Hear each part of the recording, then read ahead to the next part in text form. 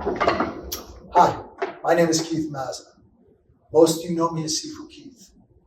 Welcome to our channel.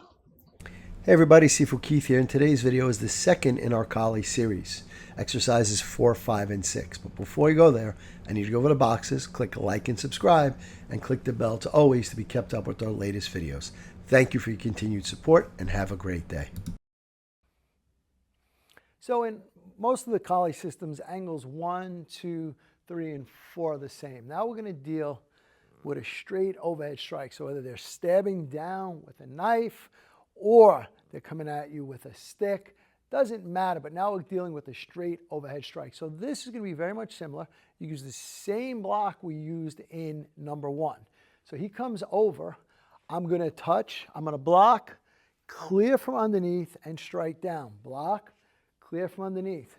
So this is basically the same technique that we used in angle 1, but a variation from here just can be a pass, clear from underneath, and strike. He comes in, I pass, I clear from underneath, and I strike. Pass, clear from underneath, and strike.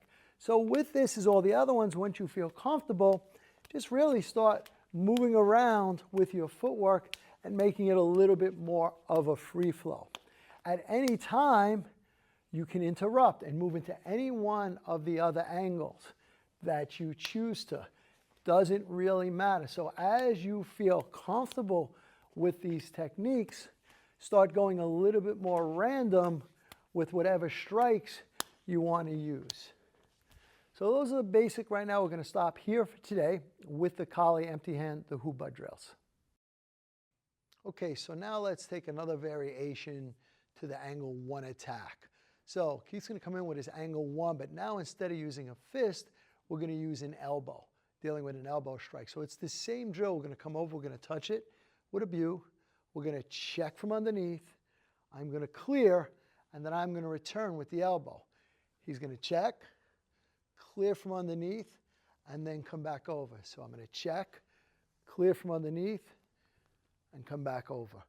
So it's a nice, simple drill.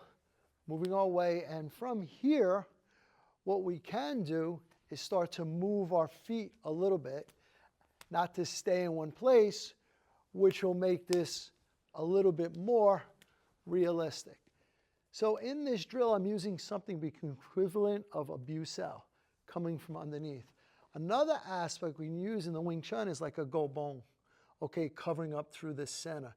Sometimes in the Filipino arts, they'll put the hand to the top of the forehead.